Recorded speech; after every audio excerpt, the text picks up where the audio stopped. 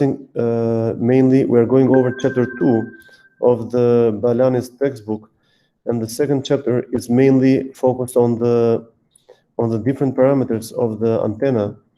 And let me see where I think last time we talked about the different field regions.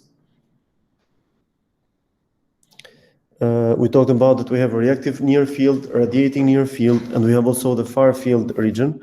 Most of the times the antenna, we operate them in the far field region. So in the far field region, the fields also, they exhibit this spherical wavefront, which can be described as a wave function with amplitude 1, but which decreases with a factor of 1/r. In the far field, the electric and magnetic fields, they are in phase. And we also represented this one the last time. We said that the far field is a region where the lobes are formed. We talked about the radiance, which is the maximum angle in radiance for a circle, which is equal to 2 pi. We talked about the steradians, which is approximately to 4 pi. We did some examples. Maybe let's move a little further. We said that we have the time and spatial variations of the power. So we know that we have the pointing vector. Using the pointing vector principles, we can easily determine what is the electric field. Sorry, what is the energy which is radiated at a specific region. So actually, regarding these numbers that we see here on the slides, we could also, wait a second, just as a small short review.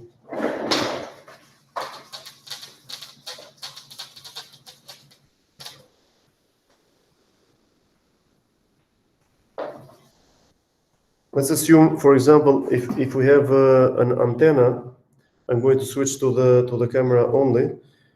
Let's assume we have an antenna that is 5 volt per meter.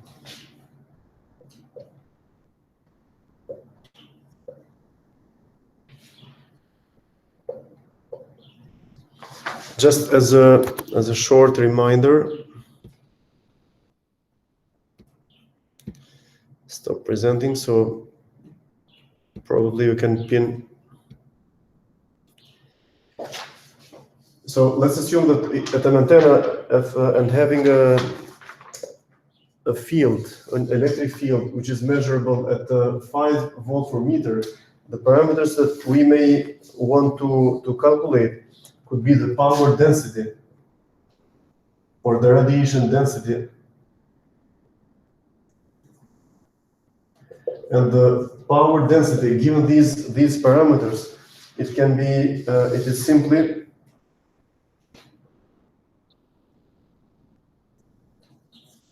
so this is how we represent this one. And the only thing that we need to remember is that we just need to get the units in watt per meter square. Okay, so even if we don't remember the exact expression or the exact formula, as long as we can get these units, we should be good. So at this moment, we just can say that 5 squared is 25 divided by 2 times 125. Here, we are talking about a number in the order of 25 divided by 125. This is approximately 1/5 times 1/2 times 1/3.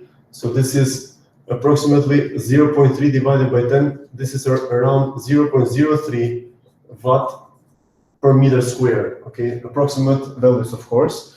And another question that we can, or something else that we can calculate, is the total power radiated. The total power radiated, now it's going to be the integral of this expression over ds, and the surface area in the spherical coordinate system.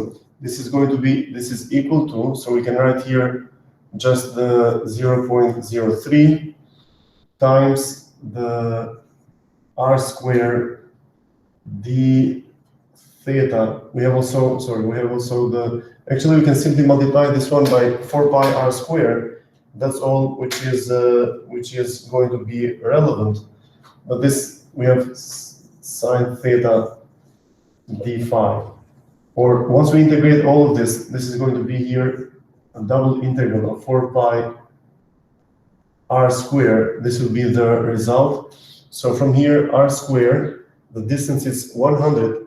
So then we are going to have a number in the order of approximately 0.03 times 10 to the power 4. This is times 4 pi.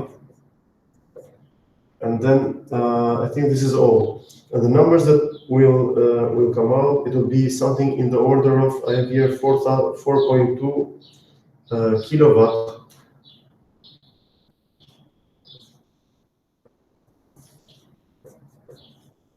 So this is the total power which is radiated by this antenna. It looks like it's a huge power, but anyway, it looks like it is a lot because it is it's having a considerable. Well, it's not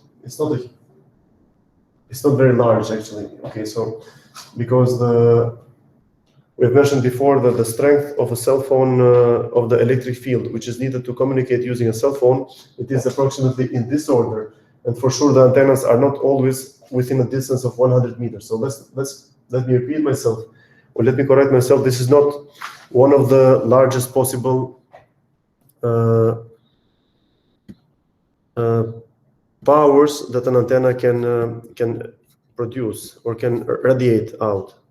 Okay, so let's go back here. So this is just a simple example to remind ourselves of how we used to calculate the power density of an antenna. We've done this when we did the electromagnetic waves, and the equations, they were exactly the same. Okay, so okay, so the total power radiated, it is going to be equal to the integral over the outer surface area.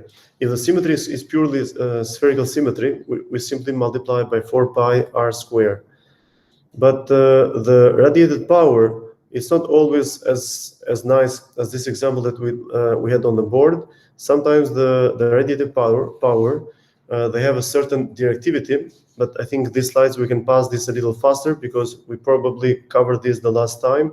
But here we observe a case where the radiated power, it is a function of sine theta, where theta is the angle with respect to z. Okay, so if we try to visualize it, it's going to be wait a second. Okay, so this is the peak power density, but we have also another quantity which we define, or we denote it with a capital U, and it is called the radiation intensity. Okay, and this radiation intensity, it can be expressed also as the radiated power, which we calculated before a while, which was the amplitude of the electric field divided by 2 eta multiplied by r squared. Now, when we calculate the total power emitted or total power radiated from an antenna, things will not become very, very complex, only that the surface area of a sphere is going to be, when we take the integral, we had r squared d theta sine theta d phi. Now the r squared is taken out because we define a new quantity, which is a solid angle. Now this delta omega, which is this dA over r squared, it is kind of a solid angle, which is sine theta d theta d phi. So in principle, you rather, so for practical reasons, you rather multiply the W radiated power density you integrated over the surface area, or you integrate the radiation intensity, which is the U, you integrate it over the solid angle. Okay, so, and you can see actually how, and the factor between the surface area and the solid angle is just an r squared. Now you take it out from the surface area, you put it, you multiply it with the W, you get the radiation intensity, which is equal to U. This is the power density. I think we should move a little further. We talked the last time about half power. Yeah, we really should go some slides more ahead. I think we talked about the last time about the directivity. The directivity, well, it was just a new term. which was changed in 1983. This is something that we have to be careful using this formula. Most of the time, the directivity, we can get it in two different values. That one of the values is D, it's a dimensionless value. It's just a ratio of the numbers. But if we express this one in decibels, we just calculate the logarithmic base 10 of the dimensional value, and we multiply it by 10. We get the same quantity, but in different units, in decibels. Okay. Now the directivity. There are a couple of variables actually, which are they look very much similar with respect to each other. Where one of these is the directivity and the gain. So we are going to see the gain pretty soon, and this quantity of gain, the same way that we express here the directivity, which can be a function of theta and of the angle phi, just be aware, you're going to see an expression similar to this pretty soon again. Here we have an antenna which has a radiation pattern, which is described by sine theta. So, and then we can calculate what we need to often calculate is to calculate from the maximum radiation intensity, which is the U, would be to calculate the maximum U, which is easily figured out because the sine theta, it has a maximum at theta equal to pi over 2. And then this A sine theta, it will simply be equal to A0. And then that one we divide by the total radiated power, which will be an integral of the W radiated. And from that one, we can get this, directivity, which is equal to 1.27. And this is the dimensionless unit. Or we can calculate the logarithmic base 10 of 1.27, multiply by 10, and we get 1.038 decibels. And the expression of the directivity as a function of angle, it can finally be described as shown here in this slide. Now, this was a power, radiation power, which changes as a function of sine theta. Here we have a radiation power which changes as a function of sine square theta. And again, we can calculate with these the expression of the directivity. And as we have said before, actually the directivity of an antenna, it can mainly be described also as a direction of the major lobe, okay? Because antennas that will have lobes, the direction of the major one, it can be also often described or determined as the directivity of an antenna. Now here in this slide, we just compared with the previous two slides, we just noticed that the directivity of d sine square x or d sine square theta, it is higher, or we can say that directivity is higher, or it's at the same time, it's narrower. So it is more, it has a higher resolution in the direction where it is pointing out. And in the slide, actually, there is I think it's shown like U is equal to sine square theta. It's a little narrower than the U sine. Now, these are for these two waves that we saw before in the previous slides, where we had actually is these two. So the pattern, it can be proportional to sine theta or sine square theta. Then the angles that we find for these two, they are shown here. And with angles we mean the half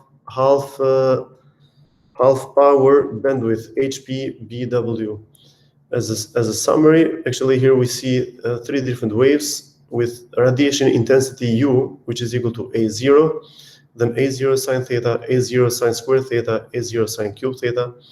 And for all of these waves, actually, we're going to see the comparison of these four different configurations quite a few times in order so that we can compare different radiation patterns. And the first one is considered an isotropic one. The second one, it doesn't have any specific identification. The third one, radiation intensity, which is proportional to sine squared. This is an infinitesimal dipole. And the last one, this is a half wavelength dipole antenna. And this one, we're going to see this again, at least the fourth one. Now, as a summary, we just look at the angles the power is radiated equally at all angles. This is how actually this 51, 54, and all of these, they just relate to the angles of 57.44. This is the case when the sine is it's sine cubed. So this is the angle, the half power bandwidth, and we notice that the angle, it gets larger as a function of sine cubed. Now, one thing that we might need to be a little aware is that we notice that we said that the sine cubed, it has a higher directivity and a narrower band. The angle is increasing, but we should not be fooled, because the increase of the angle, it is in fact with respect to the theta or with respect to the z-axis. Let's call it z-axis for the moment, based on what we generally perceive. So it looks like larger this angle, that means that narrower is the region where we are really radiating. So we are radiating between an angle of around 60, which is more precisely 57.44, up to an angle of 122.56. So increasing the angle with respect to z, we are narrowing the direction of the propagation along the xy plane. Now, the directivity patterns, actually, they are not only described as a function of angle theta, sometimes there might be also functions of angle phi, which is the azimuthal angle, or the angle with respect to the x-axis. So here we see the pattern for this case. And in the far field, so normally the electric field and the magnetic field, they have the general in spherical coordinate system. The top two expressions, this is how they are described. But in far field, we expect that the electric field depends or is only as a function of theta and phi, or at least that's where the phase, all of the points in the far field region, they are the same phase. In far field, we can also describe the electric field intensity as a function of theta and phi, as shown here. When we actually I believe in chapter 3 or a little further, we're going to use these expressions a little more extensively in terms of when we calculate different quantities. We notice also that the electric field theta, it is coupled with the magnetic field phi component, because this is how they are interlinked together. Because we should remember that the cross product between E and H is equal to the direction of the propagation. So E theta cross product with H phi, it should be equal to AR, the direction where as the wave is propagating. Okay, so that's one thing that we can notice. And to make things relatively simpler, when you say simpler, we always think about the TEM mode, the transverse electromagnetic wave. We are calling it this way because the E and the H, we are assuming that they are only along the direction of propagation. So here we see again that AR is really equal to A theta cross product with A phi. Because we remember that, as we said before, cross of E with H, it gives the direction of K vector, the direction of the propagation vector. Now, whenever the electric field directivity, it's a function of both theta and phi, we can describe the radiated power with the expression which is given here at the very bottom, and then these equations we can develop a little further as shown in here. So the radiation intensity, that can be a constant B0 times the distribution function f, which is a function of theta and phi. And they can be approximated also as a distribution along the theta plus radiation intensity along the phi, as shown here.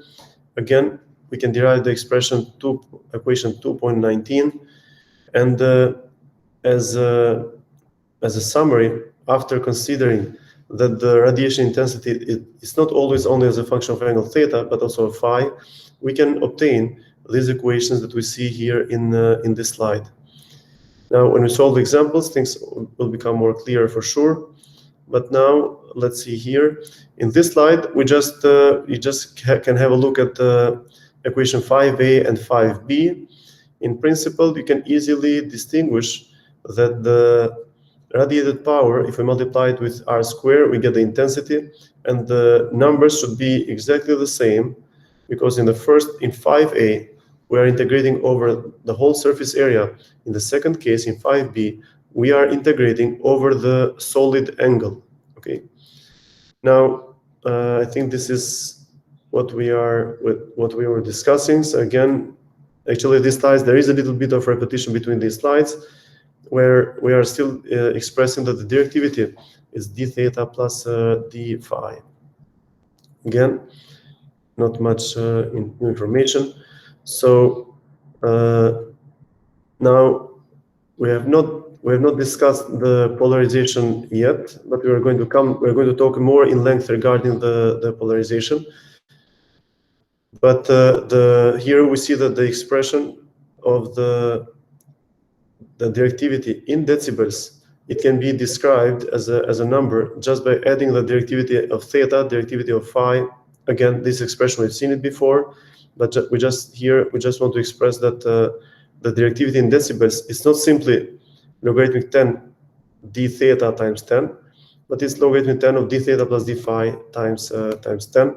Now, regarding the equations in MATLAB, we may discuss this at some other time. And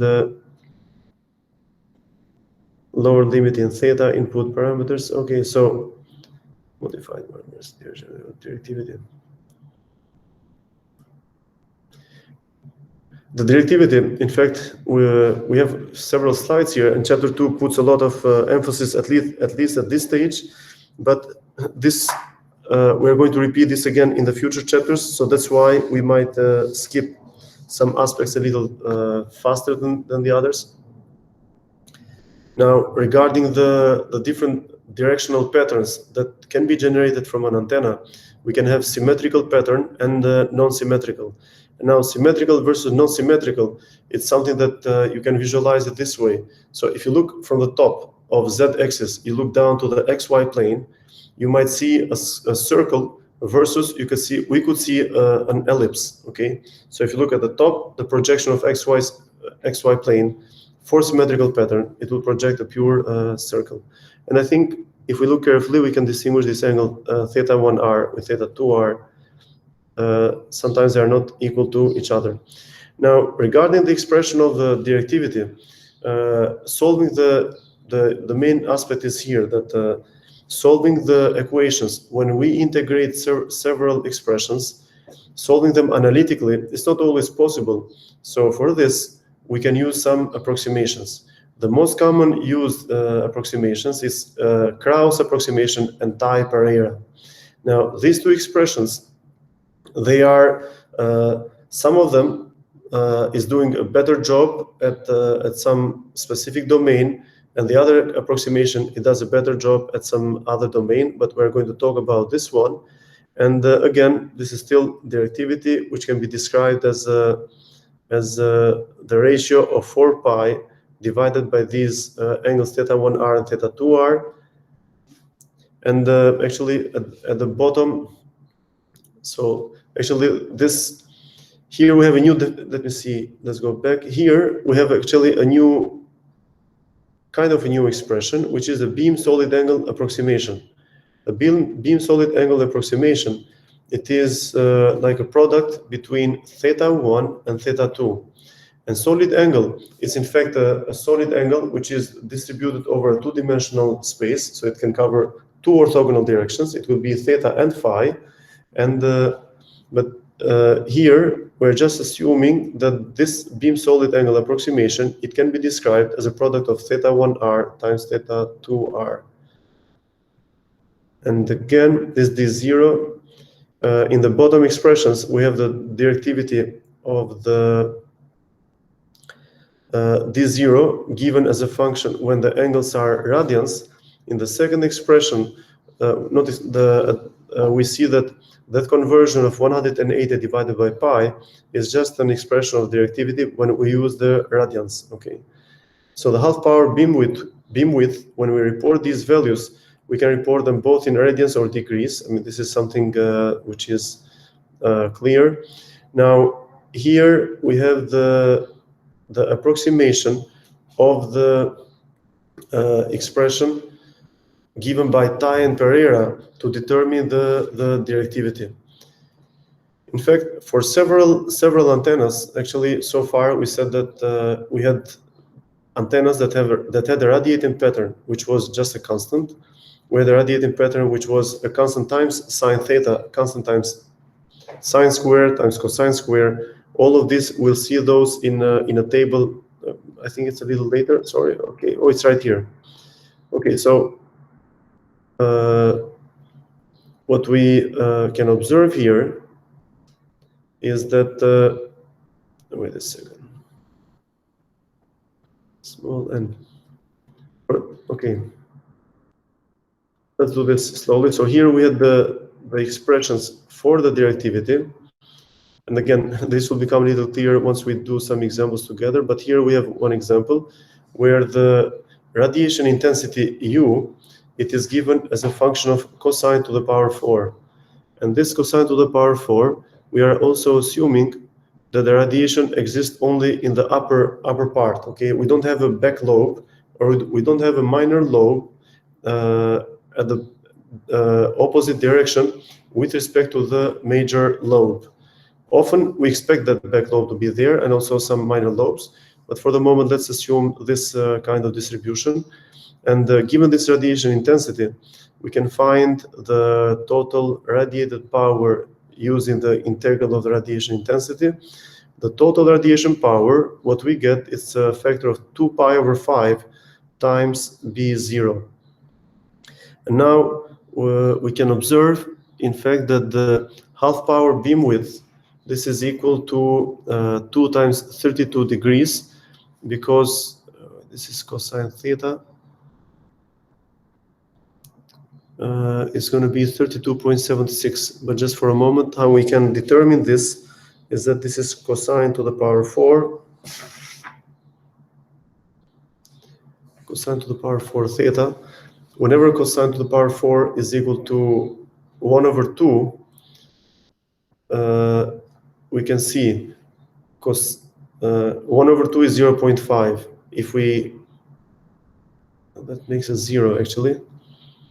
So in order to find the HPBW, in fact, we just need to equal cosine to the power 4 theta. This is equal to 1 over 2. And then cosine theta, it should be equal to 1 over 2 to the power 1 over 4. And from here we can calculate the angle theta. And apparently from here we get an angle of 32 degrees as with respect to the z-axis. Multiplying by 2, we get the 65. And now this was the radiation intensity. The question is, let's try to determine the directivity. Directivity is given by this expression, which is given here, which is found using the exact expression, and we find here the exact. It is 10 dimensionless, and in this case, when directivity is equal to 10 dimensionless, this is the only case when the dimensionless unit of directivity, it is equal to the decibel units of directivity, because logarithmic base 10 of 10 is 1 times 10 is 10. Okay, this is the only case. Otherwise, these two values would be different. The decibels versus the dimensionless parameter. Now, here we observe that I think we talked about this one. To find the half power beam width, we can find, but this is the approximate value. We get an angle of 32.76. Then twice this one, we get theta 1r. It would be equal to theta 2r. So these are the thetas which we see in these expressions. Okay, which is so in the Krauss expression, they are more commonly denoted in this way. So this is how we find these. In this case, it looks like they are both equal. And if they are equal, the calculations might be easier. So this is how we would calculate those. Now, the approximated expressions for the Krauss, so Krauss equation, Krauss beam solid angle approximation. It's in here, so it will be just a simple product of these two values. And the expression for Tai and Pereira, whatever it was called, this is equal to, in decibels, the Krauss finds 9.8 decibels, and the Tai and Pereira finds a 9.28 decibels. Krauss, for this Krauss approximation, for this order of n, and now what we mean with an order of n, we mean n in this expression is equal to 4. So, because this cosine to the power 4, in general, this could be cosine to the power n, and for high directivity antennas, this cosine can be cosine to the power 15. Okay, so let's assume, in that case, the directivity would be much higher, but at this order, we observe that the error of the Krauss approximation is something in the order of minus 3.9%, which means that it is measuring less directivity than what it is found using the analytical expression or the precise exact expression. The Tau and Pereira at n equal to 4, because this is cosine to the power 4, we see an error in the order of 15%. It's quite a few. Now, so the directional patterns, they can be described as cosine to the power n, and n can be any number from 1 to 20, and maybe even more. And here we also observe that this type of directional patterns, we're expecting a radiation pattern of this type only in the upper hemisphere. Okay, so we have to be careful regarding these, because sometimes we may have to integrate over the whole angles where the antenna is radiating in order to calculate the total radiated power. In this case, we're assuming an angle from 0 to pi over 2. We're not considering the bottom part of the three-dimensional sphere. So in this case, we go ahead and use these expressions, but one important parameter, don't forget the n. Okay, n is a large number. And finally, what we can observe is that as n is increasing in the first column from 1 to 20, we observe that the Krauss equation, it is more accurate for small n, because wait a second, for small n, we observe that there is an error in the order of minus 3.9%, 1.08%, while for large n's, I'm looking right now at the fourth column of this table. The fourth column, it shows a Krauss expression percentage error, okay?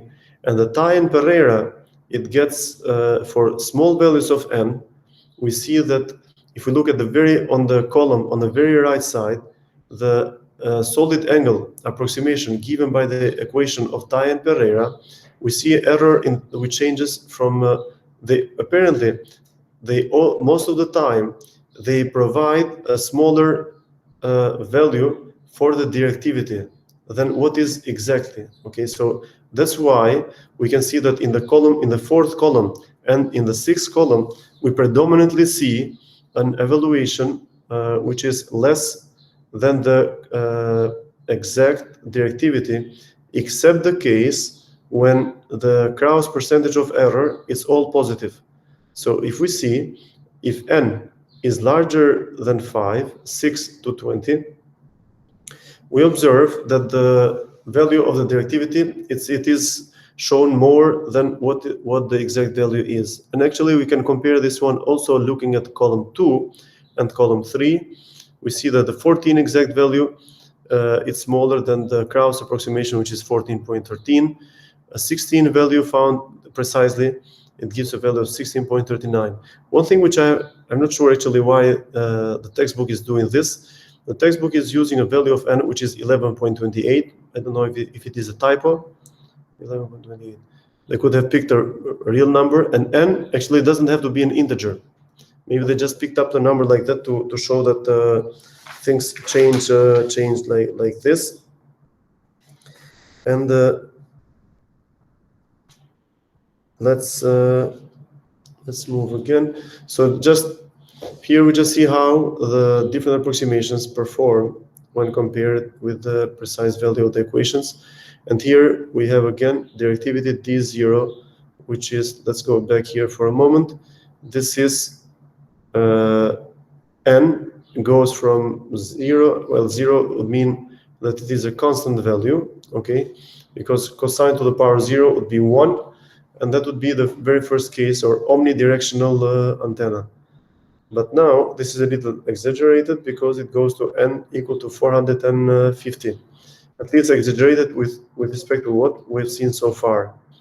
And up to n equal to 20, we see that the directivity, it is in the order of 40 to 45, okay? So, but these are dimensionless numbers. So what we saw in the previous slide, we were looking for the values along the x-axis, which is half of 50. So we're just looking in that domain, but for much larger values of n, we observe that the exact value it is much closer to the Tai and Pereira expression, because the Krauss one, it's always pointing a little higher. So it is wait a second, yeah, it's higher, and it did this one only for large values of n, right? Okay, so Krauss, it gives an error, a positive error after n equal to 6. Before that, it gave an error of negative values. Good. And again, you can also carefully have a look at the graph, and you could see that this is plotted on two different rates. On the left side, you see the directivity dimensionless unit. On the right side, this is the directivity used in decibels. And if you take the logarithmic base 10 of the y-axis on the left, multiplied by 10, you get the y-axis on the right. Now, it looks like Krauss error determines a precise value only at a value, oh, okay, at 5.5. Oh, now I see it, okay. So Krauss error is equal to Tai and Pereira error at 11.28. Okay, sorry. So 11.28, this is shown in this graph. I forgot about this one. Whenever the error in absolute value is equal for the Tai and Pereira with the Krauss expression. Only that one of them is positive, the other one is negative. So Krauss, it's providing a higher value for directivity of plus 6.24. Tai and Pereira, that specific value, it provides the same absolute value error, but telling that the directivity is less than what the precise value is. Okay, so, and actually here it is shown, actually, the absolute value of Krauss is equal to the absolute value of Tai and Pereira, 6.24, that's the n, and that's why the n is also shown here for n is approximately, they are assuming it's approximately 5.5. Okay. So now this is again the examples that we saw so far. They were just shown for intensity, radiation intensity, which were changing as cosine to the power n. Now this is how sine to the power n can look like. We can see the minor lobes. They are easily distinguished. And just for a second, I'm just going backwards. Apologize for moving back and forth. But whenever the distribution, the radiation intensity, it's something times cosine to the power 4. We see that the major lobe is predominantly pointing along the z-axis. Whenever we have sine n sine to the power n, then the major lobes they are oriented more with respect to the z-axis along the xy plane. Okay, so that's where we have the highest directivity. Now, in fact, this is the real case, but if we remove the minor lobes, this is how it is going to look like, okay? Of course, this is the realistic case. I'm going back, go to one slide further. This is after we remove the minor lobes. And again, here we observe that we have the expressions here given by, we have other expressions which are approximated values given by MacDonald and Posar. Again, still, so even only the theory of directivity takes so much time. When I say so much time, it takes so much volume of theoretical volume to discuss about these specific values. Directivity. So everyone is using some approximations, trying to to see what we get. And actually, regarding the directivity, again, as a function of n, but now we are discussing the distribution we change as sinus Nefuchiten nut. And now here we observe that regarding the exact value, both approximations given by Pozar and McDonald, they both score less. So they're just the values which are found following the approximation.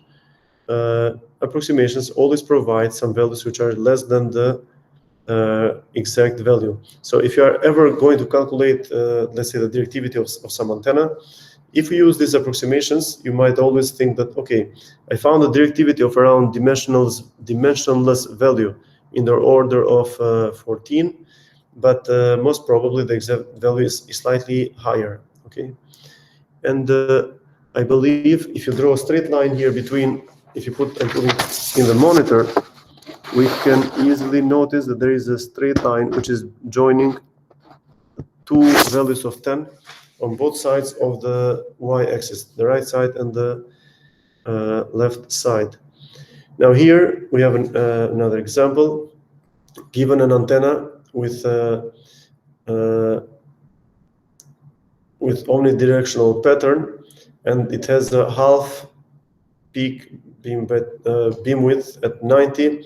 Here it's asking to determine the value of n and the directivity.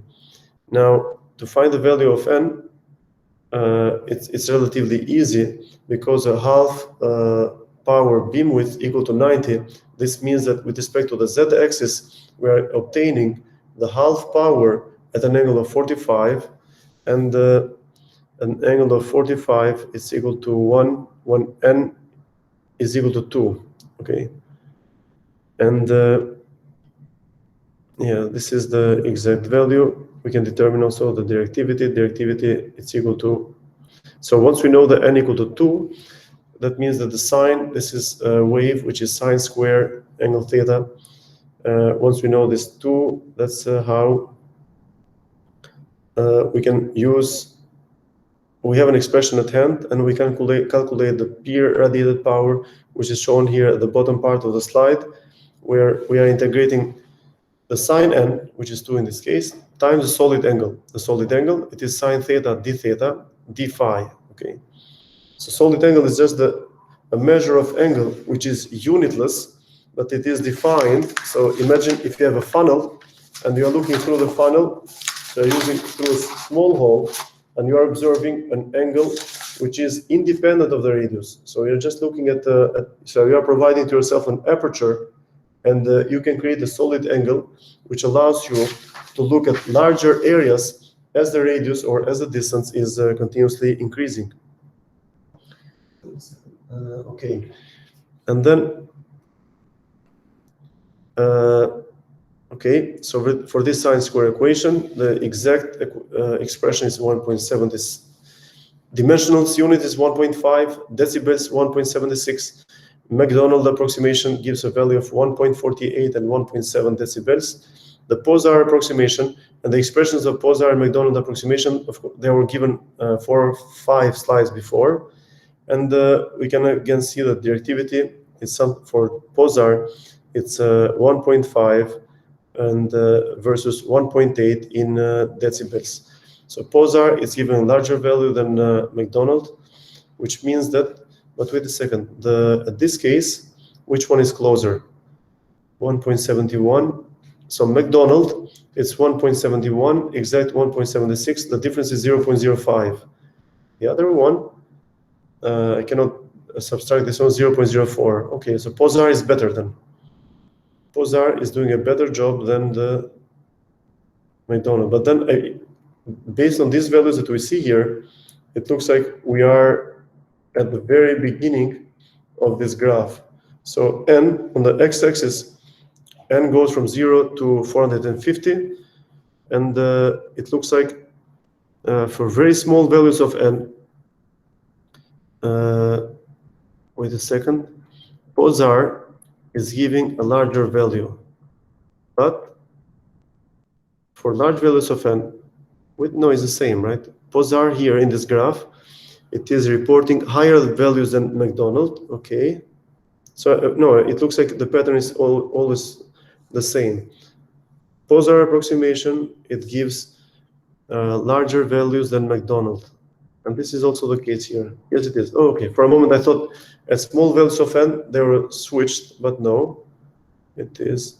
But one thing which is interesting here is that Posar, it is giving higher values than the precise, the exact values. Okay, it's given 1.8 when compared to 1.7, and this is different from what we see here because it's very hard for us to zoom in into n equal to 2 case. So these dotted lines for very small n's report larger values, but for large n's, they are always doing less. Good, let's go. For a moment I had missed this one, okay, but you can all conclude this one or deduce this if you carefully read the values. Now, here, whenever we do calculations using the antennas, we may need to use some numerical techniques. And the major approach that we use in these numerical techniques is the ability to consider, when we integrate, to consider discrete steps over the whole angles. When we say discrete steps, we know that we have to integrate over a solid angle. And what was a solid angle? Solid angle, it is the integral of sine d theta d phi.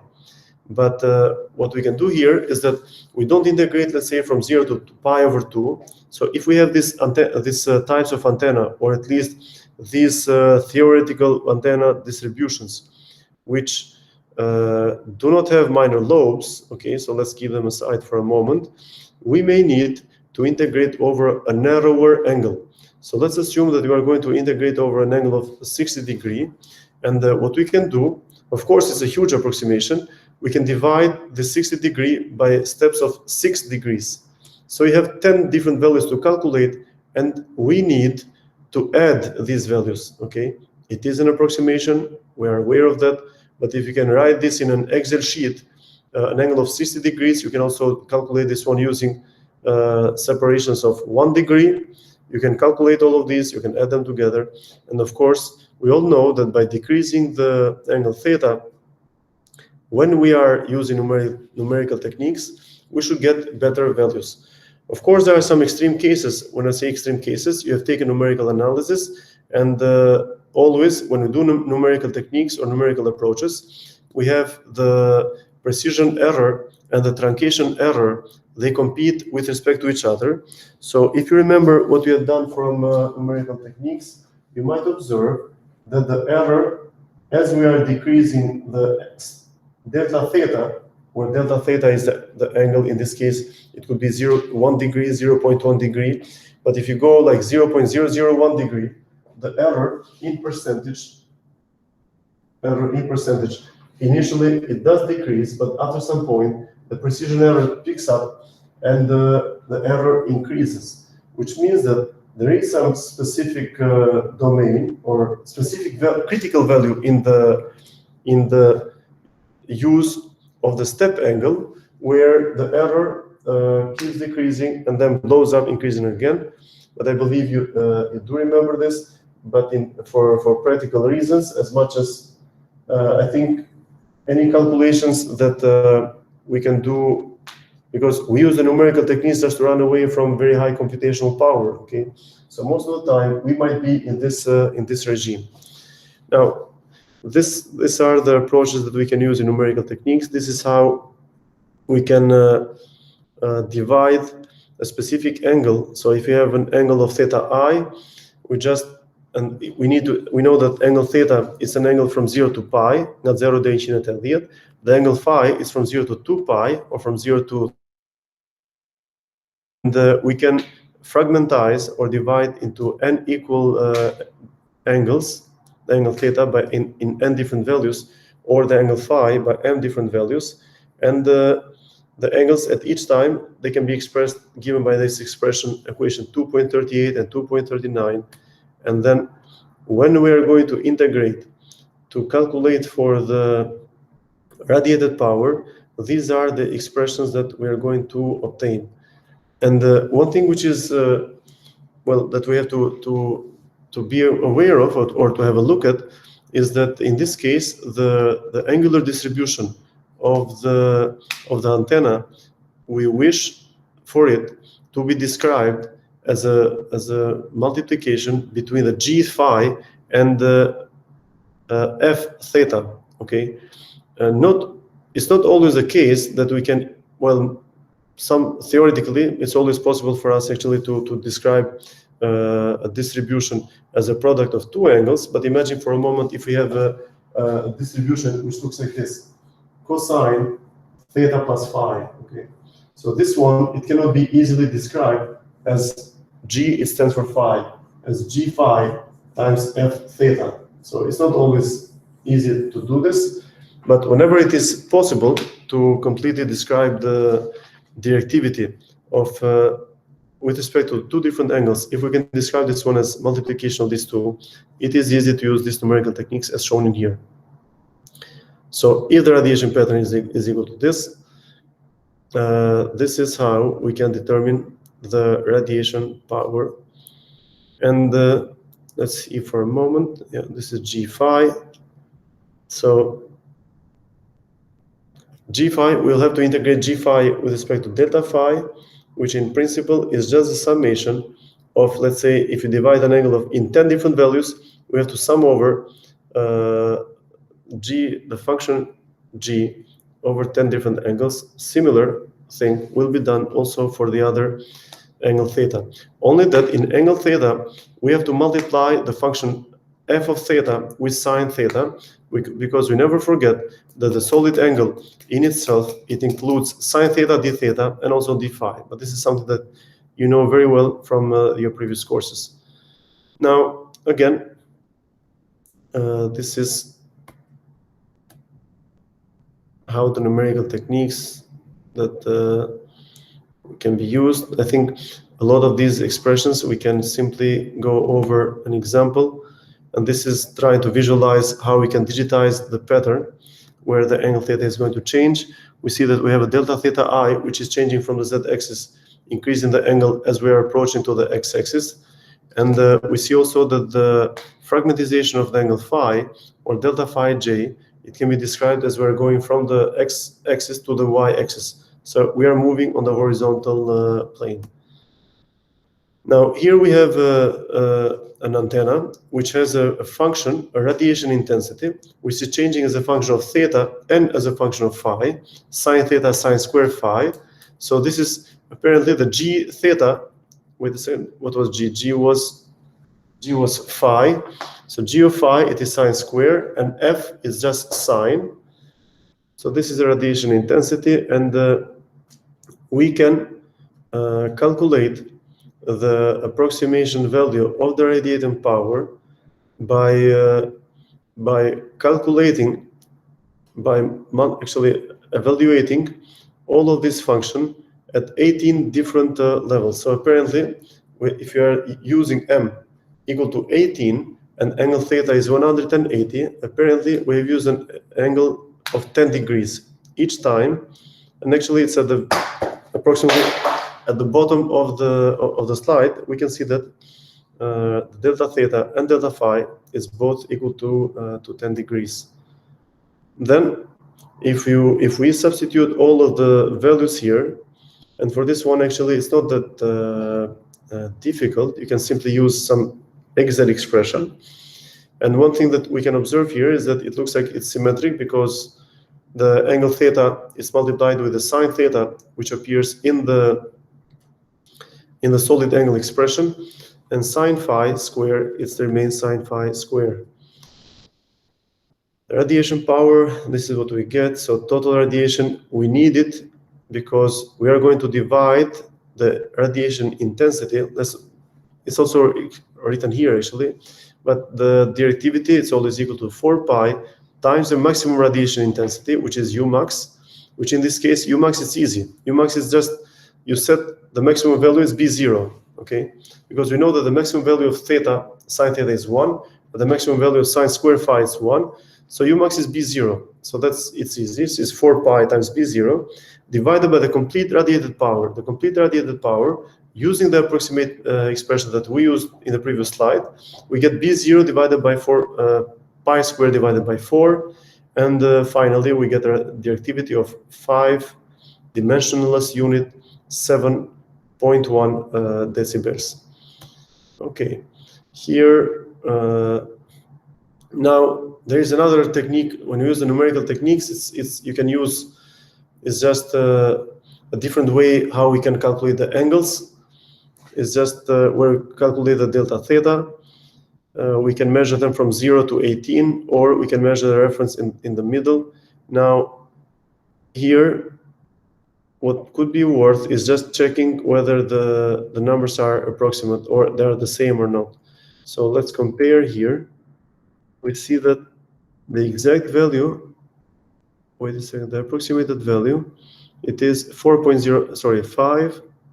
dimensionless unit. It is 5.09. 5.09 is the same. Wait a second. It is the same because everything ends up being the same. Pi over 18 times 9. Yeah, it cannot be any different. So for this specific geometry, using two different numerical methods approaches, apparently we find the same approximate value. Now, here we observe the digitized functions. Let's move the activity. Here there is a function in MATLAB, but we're going to discuss this one maybe some other time. And we move on to talking about some other parameters which are very important for an antenna, which would be the antenna efficiency. Now, the antenna efficiency, it has to do actually with mainly with the efficiency in the radiated power when we compare it with the input power. So normally in an antenna we get losses because there are some reflection because of the mismatch between the transmission line and the antenna.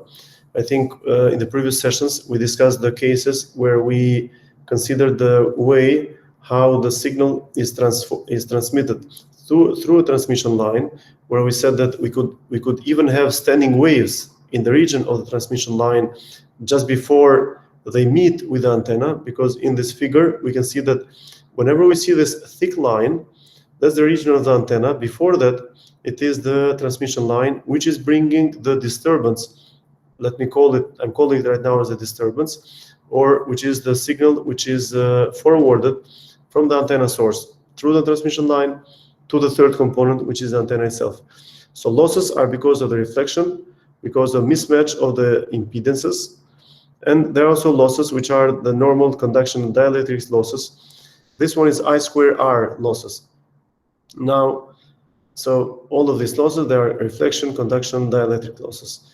And now there is also this voltage reflection coefficient. We calculated this one in the previous classes, and this reflection coefficient, it's a function of which relates the impedance of the transmission line and the impedance of the antenna. I believe I should have, okay, so here we have it. This voltage reflection coefficient that it was 2 slides before, in slide 126. This is how, and we've derived this expression actually. We even covered specific cases when we first talked about this one, when we spent some more time on the analysis of the transmission lines. We can see that cases when we had an open circuit, where ZL was infinite, or a closed circuit where ZL was equal to 0. So let's go back for a moment. So this is, we're discussing about antenna efficiency. Antenna efficiency, it's described as E0, and this efficiency, it's equal to the product of ER, EC, ED. And the EC and ED, the EC is the conduction efficiency, and also the ED is the dielectric efficiency. Now, often the conduction efficiency and the dielectric efficiency, the product of these values, if we multiply these two together, we get another efficiency which we coin it as ECD. Now, imagine for a moment this efficiency is a dimensionless number. Imagine for a moment if we have if efficiency is equal to 1, which means that it's an efficiency of 100%. So you get 1 times 1. If everything is fine, we get 1 times 1 times 1, we get 100% antenna efficiency. But now, if we don't have ones, of course, it's very hard to have those. We always have losses. You are assuming now that you have a factor of 9 over 10 times 9 over 10 times 9 over 10. It's a number which decreases faster if all of these E's are around 90%. Now, E0, it can also be described as the, for example, instead of the ER, we can write, which is the reflection efficiency, we can write this term, which is 1 minus this reflection coefficient squared times ECD. Again, this is just how we write the ER as a function of this reflection coefficient, which is given in this slide, where ZL is the impedance of the antenna. This is ZC is the characteristic impedance of the line, transmission line. ER, we defined it before, we are repeating this again, where this voltage standing wave ratio on the transmission line, this can be written as a function of the reflection coefficient, and at the same time, it depends, and also the reflection coefficient, it can be described as a VSWR with respect to the expression given at the bottom of this slide. Now, another parameter is the gain, and now we're going to see some similarities between the gain and some other property that we have seen before. And the gain of an antenna is strongly related to directivity, and it's a measure that takes into account the efficiency of antenna and also the direction capability. So that's why it's related to directivity. And the gain, it is described as a ratio of intensity to the radiation intensity that would be obtained if the power accepted is radiated isotropically, but it's not always radiated isotropically.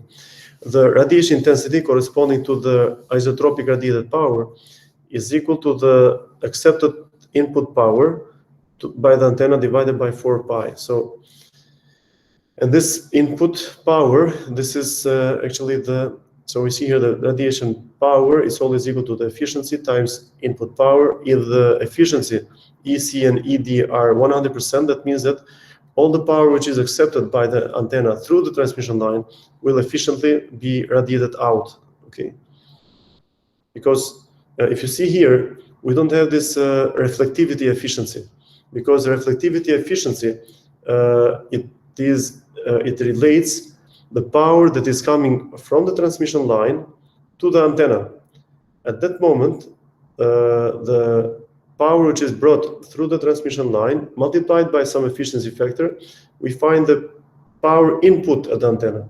Now we have the power input as a reference, and now it depends on how well the antenna is to find what percentage of its input power is effectively radiated.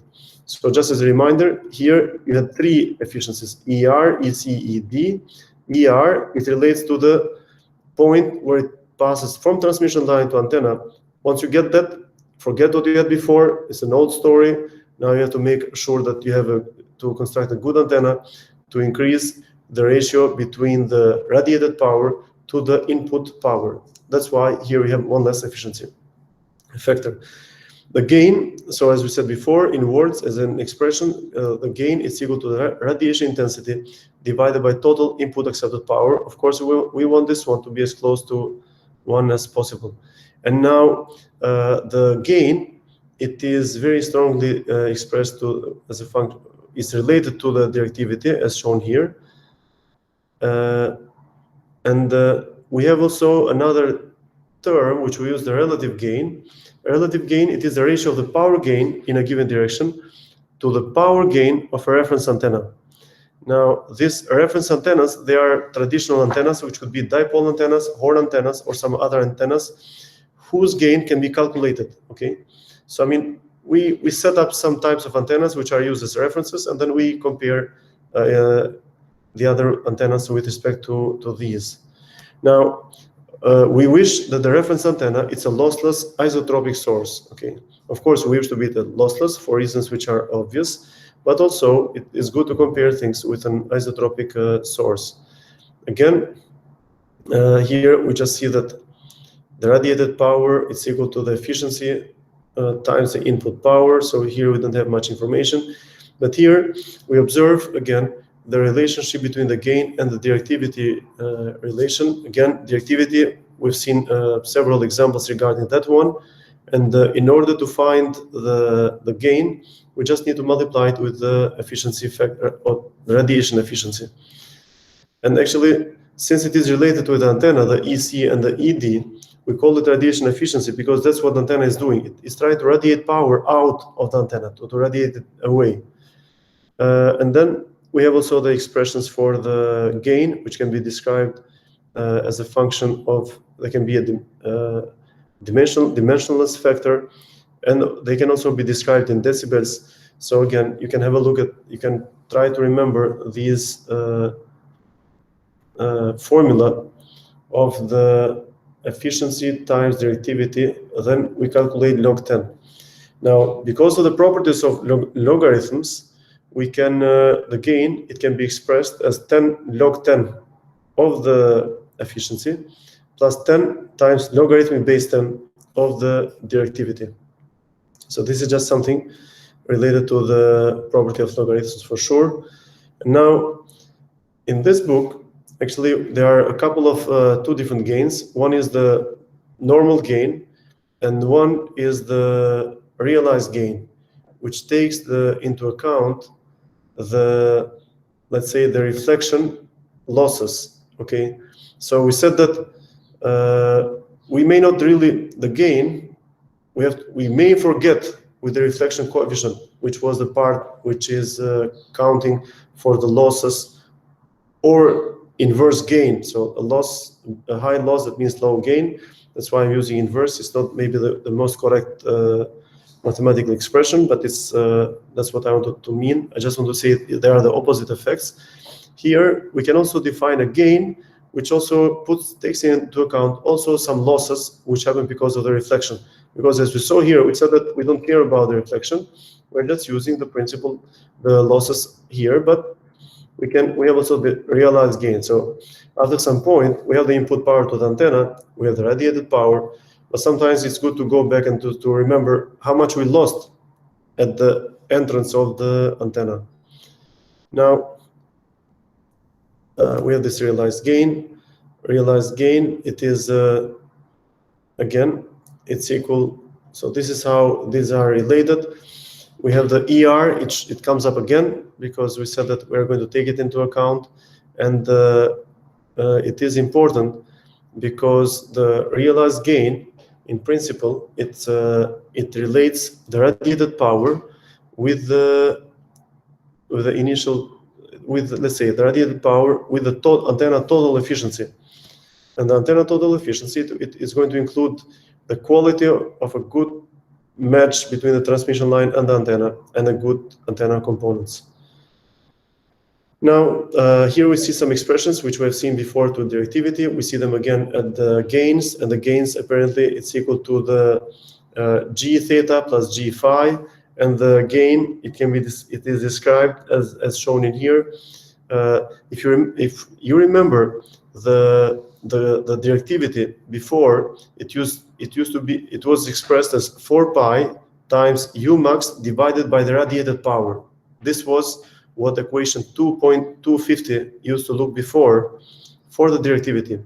Here we are dividing the radiation intensity with the input power. Okay, so these expressions are similar to some degree. They are very similar, and this is how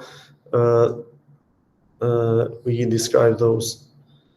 Now, here we have wait a second. So here we have an example for a wave, for an antenna, which is a lossless resonant half wavelength dipole antenna with a given impedance of given ohms, and this is the antenna. It has an impedance of 73. The transmission line, it has an impedance of 50. They are not matched very well. Okay, so there is a reflection, and let's not forget. Actually, maybe I don't need to go all the way back, but let's have a look. So the reflection coefficient, we want this coefficient to be 0. When is this coefficient? When the Z input of the antenna is equal to ZC, which is of the transmission line. In this example that we are looking right now, the impedances, they were 73 and 50, so they're not equal. So we are going to have some loss, or because there will be some non-zero reflection coefficient. Now this antenna, which is given here, I mean, it is a half-wavelength dipole antenna. The impedances, they are given here. And the question is, let's try to determine what is the maximum realized gain. Now, we are assuming it's a lossless antenna, so let's assume that all the loss is just because of the mismatch between transmission line and the antenna. So that means that the efficiency of CD is equal to 100%, or it's 1. So in this case, we have the radiation intensity of the antenna is B0 times sine cube theta. We have the expressions for the D0, which is as U max divided by the radiated power. And in this case, the radiated power, it is found by integrating the radiation intensity capital letter U. We integrate it over a solid angle. And the solid angle, it will be integrating over theta, covering all of the theta from 0 to 180, and integrating also over the whole angle phi from 0 to 2 pi. And finally, we find that the radiated power, it is B0, which is a constant value, times 3 over 4 pi squared. Now, B0 itself, U max is B0, that's why, so it's relatively easy to write down that the radiated power, sorry, the D0 is equal to 4 pi times B0 divided by, I wish I could use maybe the mouse, maybe you can have a look at the mouse, but the exact value of the directivity, it is 1.69. This is dimensionless value. And now the gain, it's regarding, wait a second, this G0, this is the maximum realized gain. This would be efficiency of the antenna, it's 1 times D0, so we get a gain of 1.96. Wait a second, why is this different? 1.697, 1.697. Let me check for a moment the numbers. So if I divide these,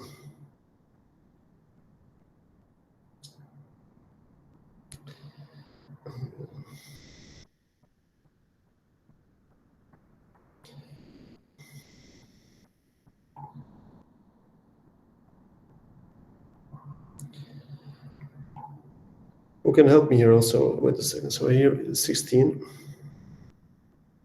divided by 3 divided by 3.14. I get 1.698. Okay. So this is D0. Okay.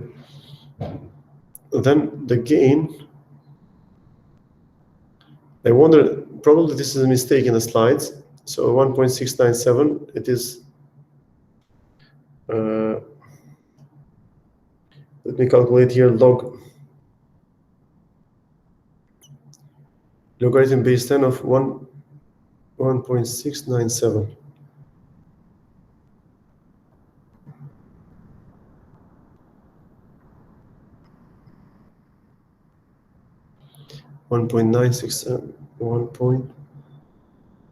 .697, 0.22. Yeah, this is correct. Times 10, 2.297. Okay, so in this slide there is a mistake. This 1.967, it's wrong.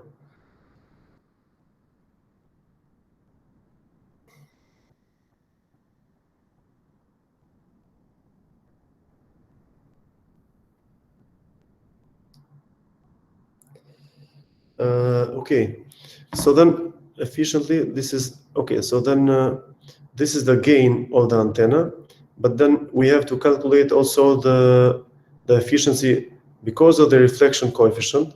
The reflection coefficient based on the equation, which is given by the relationship between the impedances, we find the reflection coefficient of 0.18. So these are almost 20%. Almost 20% of the wave, it is reflected backwards. So this is how bad an impedance mismatch between two components is. So, well, I mean, this is the reflection coefficient, and the efficiency, once we actually a reflection coefficient of 0.2, we put the square is 0.04, so it's relatively smaller, okay? And that's why it's not 0.2, it's 0.18.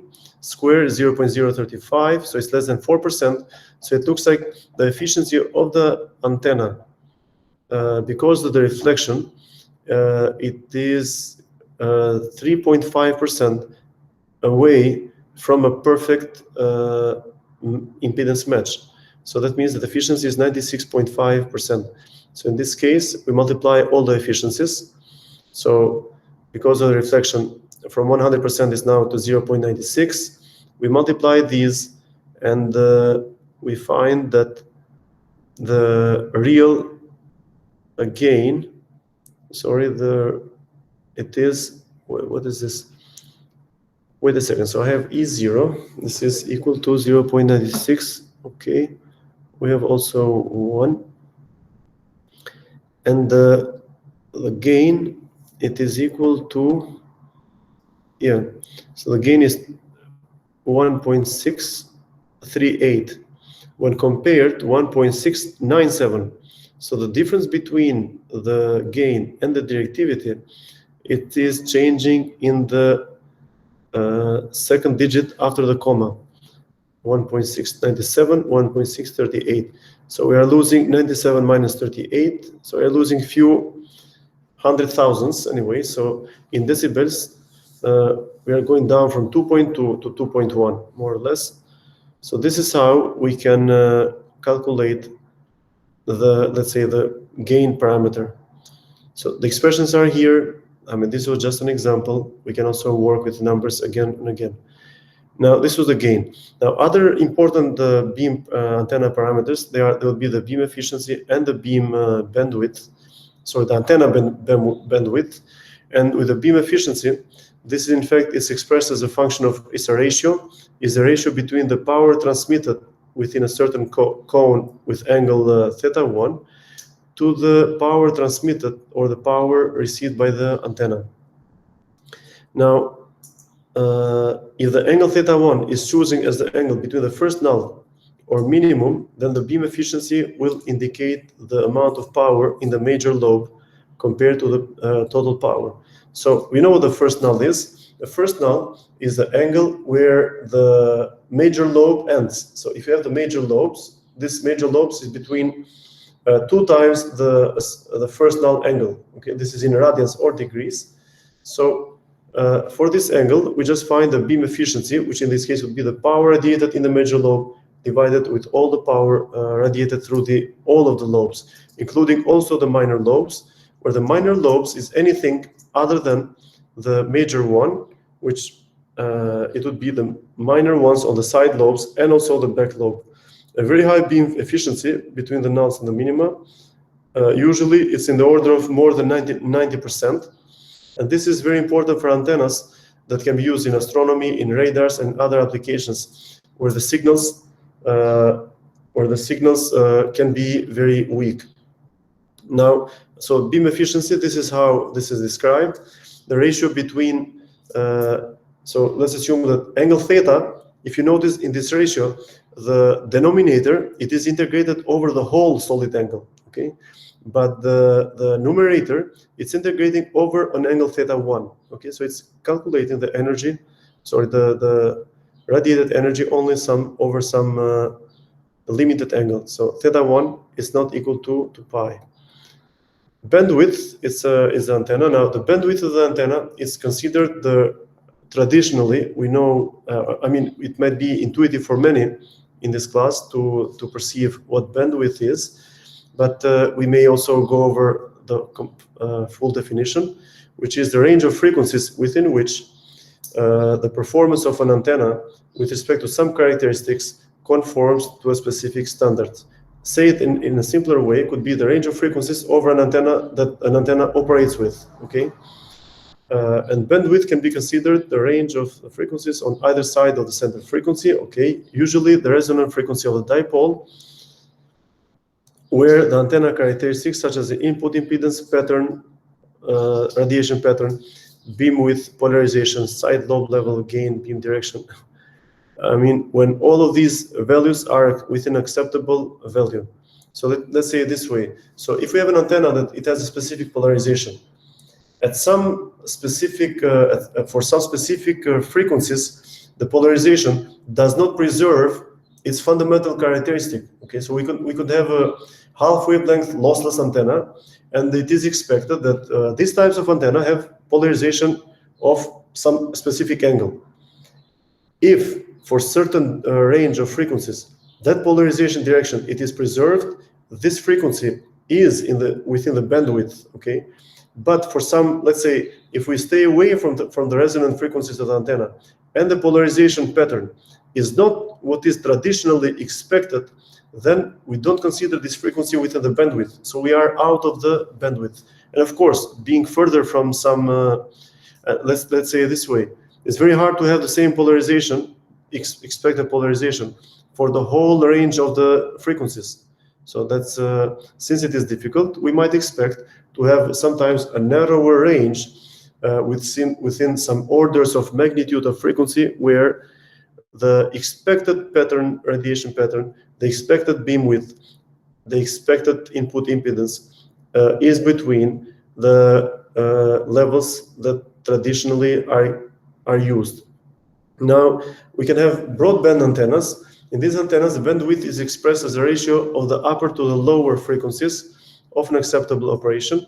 A 10:1 bandwidth indicates that the upper frequency is 10 times greater than the lower frequency. So the frequencies at the upper side of the bandwidth and at the lower side of the bandwidth. Not narrow band antennas, the bandwidth is expressed as a percentage. So if they are very narrow, that means that we don't if it is a narrow band antenna, imagine for a moment, if you take the ratio of the lowest frequency to the highest frequency, the narrow band antennas would have a ratio of 1, okay? Because they are so narrow, then if you take the ratio of the smallest to the largest, it would be 1. But for us to be better, to have a better, to be able to compare better few narrow band antennas, so if you have quite a few, in order to compare those, if we use the ratio, they could be always close to 1. But it is a better way to describe the bandwidth in terms of the percentage of the frequency difference, okay, which could be like 5% to 6%. Now, so we can have a pattern bandwidth and also an impedance bandwidth. So all of these, now the bandwidth is not always the range of frequencies, but it can also be the specific pattern bandwidth. So we might expect bandwidth of directivity. So it might expect that we can have an angle 30 to 40. That could be the bandwidth allowed for a specific antenna. We can have the impedance bandwidth. Then we can talk about the polarization. Polarization is a very important parameter of an antenna. It is simply defined as the polarization of the wave radiated by the antenna. So we can have horn antennas, and horn antennas, they can have an electric field vector. So this horn antenna is just something which is like a horn, where you blow air, and the radiation, the polarization of this one can be pointing along the z-axis, along the propagation. That makes up the polarization of this wave.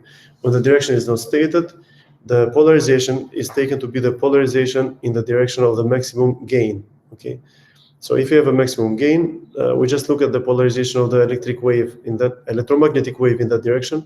That defines the polarization of the wave. Now, for the polarization of a radiated wave, because here we can talk also about the polarization of a wave received by an antenna. And there is also a polarization of the wave which is radiated away from the antenna. So, we have, these are parameters that that can be parameters to be discussed when we analyze an antenna.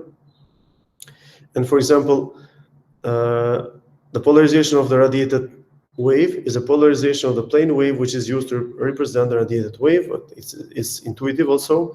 And the polarization of the wave received by an antenna is a polarization of a plane wave incident from a given direction and having a given power flux density, which results in a maximum available power at the antenna terminals. Now, regarding the polarization, is linear, circular, or elliptical?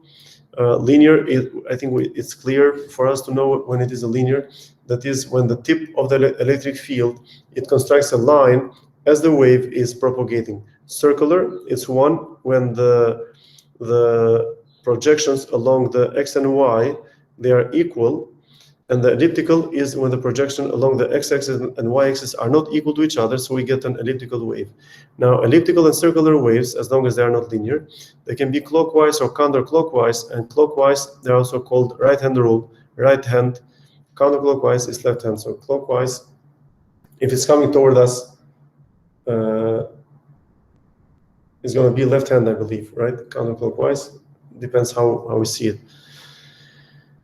Okay, so to determine polarization, I think we know how we determine the polarization. So, for example, the first, so we can have a wave which has two different components along the AX and the AY.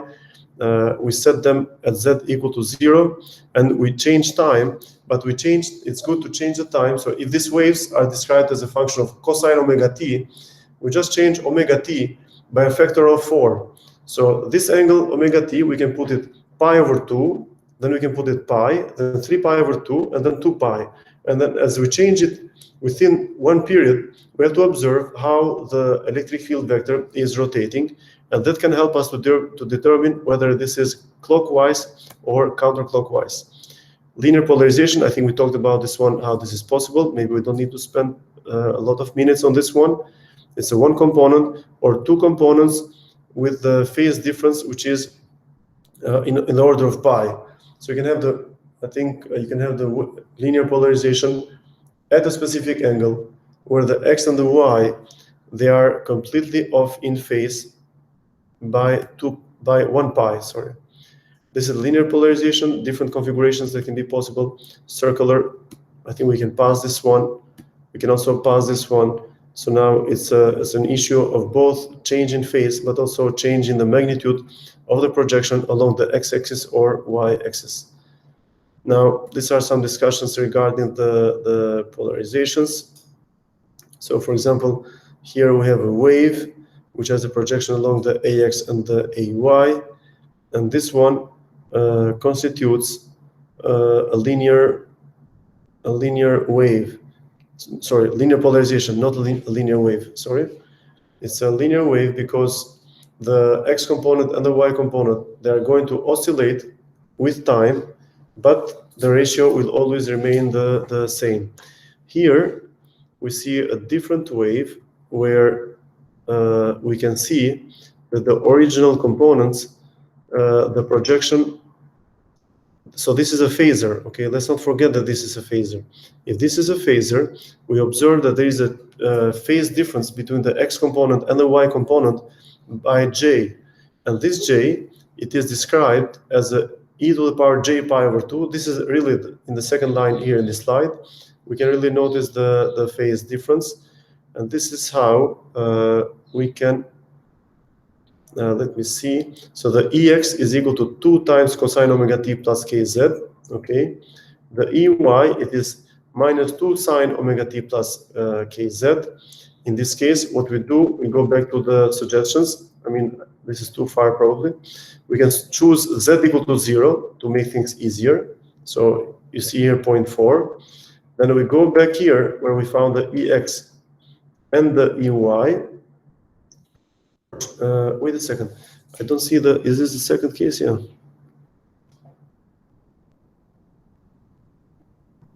Yeah, they are out of phase because one of them is sine, one of them is cosine. For a moment I was confused. I said, how are they out of phase when the argument in the angle is the same? But of course they are out of phase because I did not see the pi over 2 among them.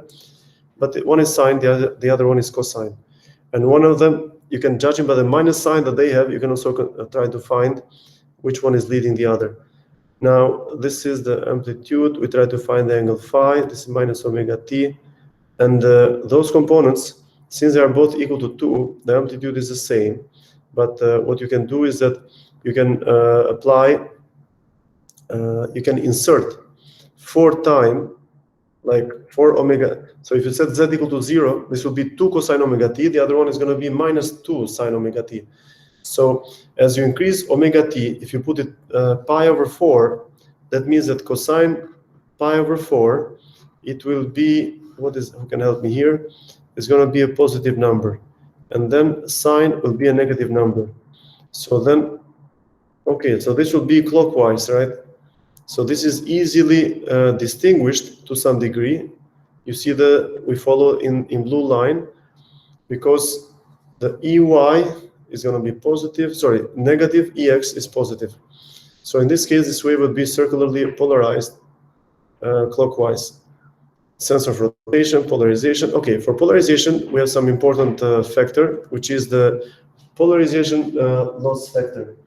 And this one, this might require actually to, this is a huge, so incident wave, polarization loss factor. This is probably for now, polarization efficiency. Okay, these are, you see some examples. Now, I would like to give a break here, if it's okay also for you.